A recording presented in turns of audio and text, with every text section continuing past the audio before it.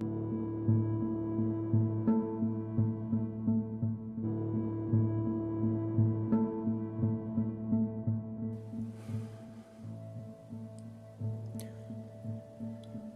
Velvet Underground, it was decision time. Look, you gotta decide what you want to do. Do you want to keep on just playing the museums from now on and the art festivals? Or do you want to move into the properly commercial areas? After all I did to insist to Lou that we would do the Velvet's album and we would do this properly and professionally and we would work on this until it was complete. And the sheer audacity of they eventually firing me on the basis that Lou felt that I did not have the credentials to manage them? I was in total shock, and I exploded with anger. You rat! I shouted. I was struggling to find the most appropriate word to describe their contempt for my input. You fucking rat! Oh, I admit I was almost lost for words, and Lou was also in total shock. He had never seen me explode in that way before, ever. It was a dirty trick to pull. It truly was. You dirty rat. You dirty rat. You dirty rat. Top of the world, Ma. Top of the world.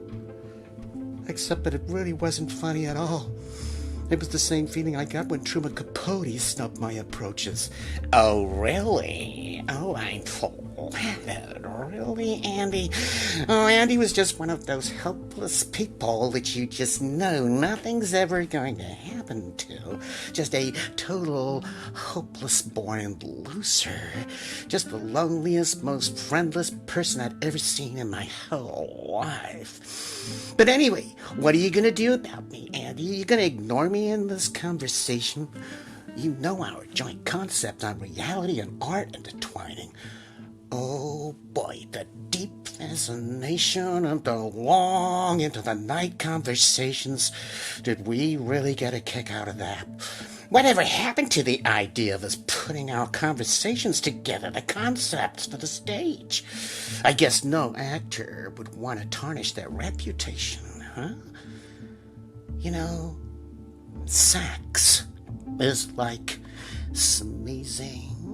You can feel its potential and you just know it's about to explode. And it surely does, with a sudden blast, with such pleasure and such satisfaction. And then it is over in a sudden, jerking moment.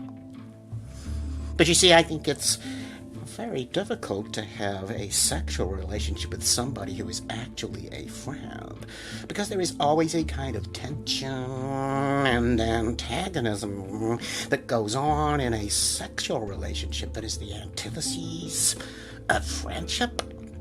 I think it's fair to say that one has had more love relationships than sex relationships.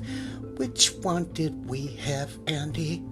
Oh, which one did we have? Oh, you're just a sphinx without a secret, Andy. You are just a sphinx without a secret. Very provocative there, Truman. More frenemy than friend, I feel. In fact, I do recall one of Truman's scripts, which was awful. You couldn't imagine he could think it was any good. He was a good talker, but you would imagine that somebody else may make it sound better on paper. Oh, we did warm to each other. Eventually, Truman became an obsession for me. I practically stalked you, Truman, but you were quick to reject me. And I was hurt, like a knife through the heart, you bastard. But eventually, he became so very distant and very unfriendly.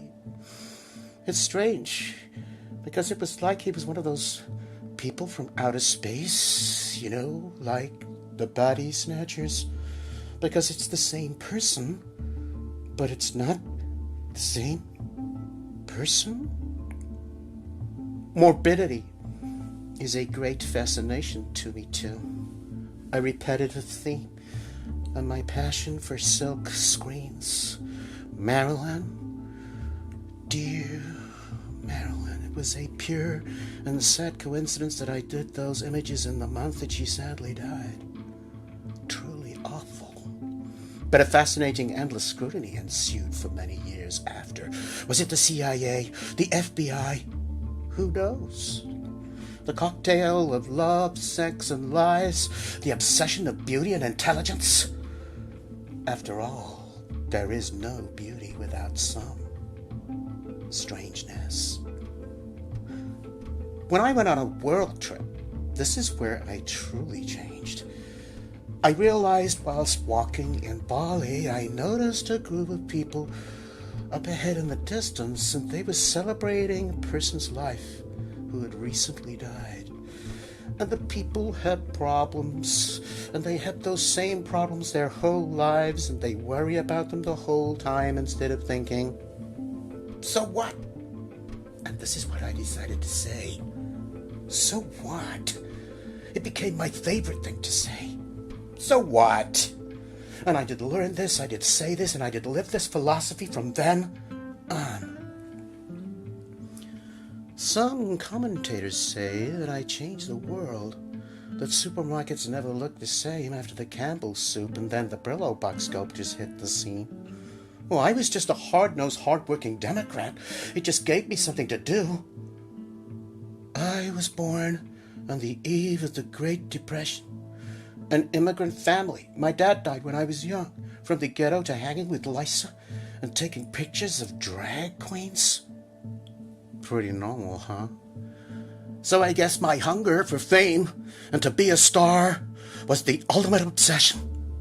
Working for me for $1 an hour at the factory? Hell. My mom cleaned houses for $1 a day. Oh yes, I was being selfish, making the world safe for Andy.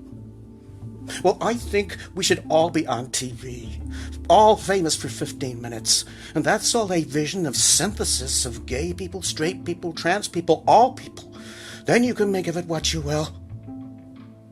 I just wanted the factory to be Hollywood. Here it is, right here, right now. The power of connection, no narrative. Immediacy, absolute immediacy. The pure intensity of the moment, always being lost, always on the edge of death. So make it new, and play it again, and again. I try to think of what time is, and all I can think is, time is, time was. From a very early age, I was painfully shy and absolutely did not like the rough and tumble games. I always preferred the company of girls. And instead of walking into a room, I would offer the pictures that I had drawn by curling my hand around the door. I had 13 nervous breakdowns before I was 13 years of age. Reddish-brown blotches all over my skin. Slurred speech. It was a great source of amusement to my classmates. Rheumatic fever meant that I got mood swings and uncontrollable spasms of my arms and legs, which I guess made an odd picture. It was hell, but it gave me an intense focus of concentration, hours at a time, obsession of detail with my pictures. I was effeminate, and other kids would make fun of me, and I spent a lot of time, hours and hours, cutting out pictures of films, and out of sheer obsession, I wrote to Shirley Temple. My mother, Julia, would reward me with candy bars of chocolate for the best pictures. Some say that I learned more from Shirley Temple, Lana Turner, and Julia Warhol than any artist, including Duchamp, Jackson Pollock, and Picasso. It was a maternal inscription.